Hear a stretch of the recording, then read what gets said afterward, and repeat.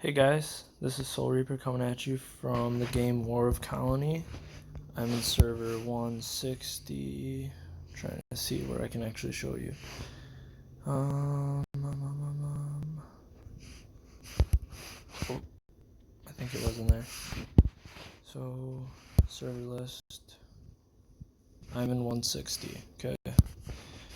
You guys are all welcome to come join me. I'm just doing a quick overview on this because there wasn't a lot of help when I first got here, and some people like to hold things to themselves. So the first thing you want to focus on is building. Just build up everything and focus always building your castle level. Next thing, make your barracks follow right next to your castle level. What you want to unlock is at least 6p cannons, and I believe they unlock at 4D. Wait, no, okay. 70, 60, 50, 40. So these unlock at 50. You want to build a lot of these for farming. And once you get to a high enough level, they will not take very long to build. Like these, it takes me an hour to build 100 of them right now. Next thing you want to focus on is how you build your attacks. Something called Halo. Here's a formation. So this is called a Halo. Right here. Oh, okay. Son of a gun. I will go into... I'll go into a battle report so I can show you what a Halo is. So this is a Halo right here. And what this does is these number 2 units are used so that when you're in a... Well, slots 3, 4, 5, and 6 are used to just boost the other units. And the reason that you do a Halo like this is because basically those, for your first attack, as long as your general is strong enough, are going to boost the attack of your slots 1 and 2, and basically they'll die off. So instead of... I wish I could show you a different attack, but instead of the other troops attacking,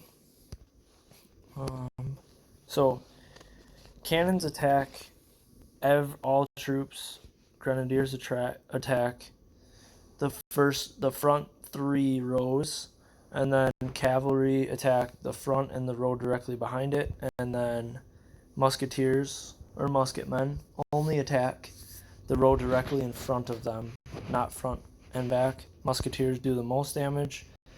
Honestly, cannons seem to be the best, so boost cannons. Everybody kind of halos with cannons, but a halo kind of looks like this. You want to have no more than 4 troops in there for when you do an 80% loss or a 20% loss battle, because if you don't have 5 troops, the algorithm can't calculate that there is 20% to lose. It's based on the number 5. And for places that you have a 1% troop loss, you put 99 troops in there and you won't lose any troops because it's based on a 1% loss of starting with the number 100. Now, a Halo, I'll show you the actual... Here, I'll go in here. A Halo is basically utilizing minimal amounts of troops, or maximum amount of troops in slots 1 and 2, or 1 and 4, just depending upon what you want to do. I can get into that later. But 1 and 2 is the most common for cannons, and it boosts your first attack. Every other troop, all the slots 3, 4, 5, and 6 die out because there's only 2 troops there, and then your slot 1 and 2 will repeat attacking, and that's where you want to boost all of your gear in. Now, the reason I came into barracks is to show you, like this, on the curb effect, it reduces 25% damage to cavalry, or extra damage to cavalry, and reduces damage to musketeers by 25%. So they're good just all around. Each individual troop boosts different things, and the curve effect is the boosting effect, and then the halo effect, which I believe you can see on the unit right here, it says halo effect is negative 20% enemy artillery damage. So, and that's for that troop, and then this troop is negative 20% enemy damage, and then this one's 20% critical hit to all allies, or 20% crit added to your troops attack. They all have different halo effects, and the higher the troop tier, the higher the halo effect. So that's why I always use king troops in the halo effect. Now I can go to one of these and I can show you how actually this is how it works. Battle report. Here's a better challenger. So he's utilizing grenadiers because he's trying to boost against my artillery, but I just have a lot stronger general in this scenario and stronger troops, so that's why I beat him. I get to go first. Speed's a huge thing in this game. Speed is boosted by medals and enhancing and upgrading your general. I believe that's the only 3 ways you boost speed.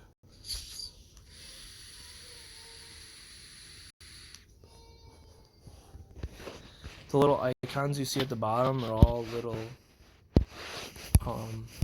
boosts that you can add. It's found in your items, they're buffs, and you can utilize them. Like this one's for resilience, this one is for critical, this one's for dodge. Now I'll break out in equipment. You want to boost your first and second first, try to get the highest, like get gold equipment in there. And a secret is if you're level, say, okay, you can see I have a level 81 attack piece and I'm only a level 65. And what you do is you boost it up to 64, sorry, and then you save a whole warehouse full, save like 100 pieces of equipment, and then you utilize it all on that at once. But I wouldn't suggest doing this until you hit like level 50 or 60, because it's just, you can rack up through levels pretty fast. The way to rack up through levels is repeatedly attacking in the scenario. Go to the highest one that you possibly can do without losing any troops, because you will lose 20% of your troops there. But if you utilize a halo, go as high as you can until you don't lose troops, and then just keep attacking that for as many times as you can a day. Use your items, and use your energy potions as much as you can to boost. Also in benefits, use energy recharge as much as you can. I think you get it twice a day. Focus on activities, max this out every day. You'll get things in the battle pass that'll boost your power. I know I'm zipping through all this stuff really fast, but I don't feel like making 20 different videos, and I don't want to waste a bunch of your guys' time. Equipment is huge, and it's best to have all of one suit, because then you get the extra activations. Like right now I get plus 70% to all stats, plus another 15% to multi-strike rate. So you want to try to keep them all the same set. Like if I didn't have a full set of red and I had a full set of orange that was all decently high levels, I would put the full set of orange over here and maybe another full set of orange right here, and then I would do like a red, whatever reds I had, plus an orange here, because you want to have your highest multi-strike in your first 2 slots. So even if you have higher tier equipment, you want to get that extra 70 or 50 or 40% or whatever color equipment you have, plus you want the multi-strike rating, because when you get the multi-strike, it just decimates your enemies. Another huge thing is fittings factory. I'm not very far on this, but do not upgrade or waste gold on, don't waste copper on anything besides yellow fittings. It's just not worth it. You're just wasting copper. I mean, I guess for people who aren't going to spend any money, you can probably boost purple, but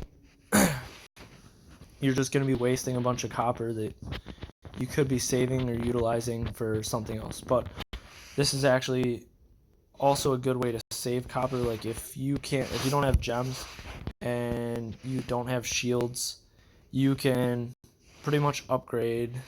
I'll show you. Well, no. You go on here, you go enhance, and you can enhance it. You can strengthen it, strengthen it, strengthen it. Then if I want to retire, I have to unequip it. Here, I'll show you. Warehouse. And go to this. And if I retire it, I get copper back. So when you dismantle it, you can get some of that copper back. Equip. So that's a way to save copper if you really want to save some copper. But I strongly suggest you don't unless you have gold, and then you try to max it all out as much as you can. Next thing is military lab. You want to try to boost. You have to get to level 5 on each one of these to go to the next level. So as you see, I'm level 5 here. That means I can start upgrading golden musketeers, or I believe they're 8p, or no, they're 12p. Or they're called guardian musketeers actually. These are 12p artillery. And then once you get to your strongest tier that you can actually build, what you want to do is remold and attach remolding to it. That'll boost you a lot. Then metals, you want to obtain metals every single day, constantly explore every chance you get. Then you also want to boost your metals, but you want to hit auto down here, and it'll give you the best metal. So you may have multiple different blue metals, but some of them will be 1 star, 2 star, 3 stars. Here, see, like I have a guard metal that is a 4 star, and then one that's 2, and then one that's 1, and they have different, like this one has cavalry attack by 4% and HP, and then I don't want to check that. This one decreases research time and cavalry dodge. Oh, that's something else I can explain. So in here, attack basically goes against HP. So if they have high HP, it basically reduces your attack. Vice versa. Accuracy and dodge are linked together. So if you have high accuracy, it's harder for people to dodge. If you have a high dodge, it's harder for people to hit you. Resilience counters critical. So if you have a high critical, they need a high resilience. Otherwise, you're going to cause a lot more damage to them. And so, yeah. I think that's pretty much it for some pretty basic stuff. If you guys have anything you want me to make a video on, let me know. We're pretty much peaceful here. I'm letting everybody build up. I'm the biggest guy on the server by a lot, but I also don't like to be a bully. And if any of you guys want to jump over and join, go ahead. Peace out. This is Soul Reaper. I'll wait to hear from you guys in the comments on what you want to see.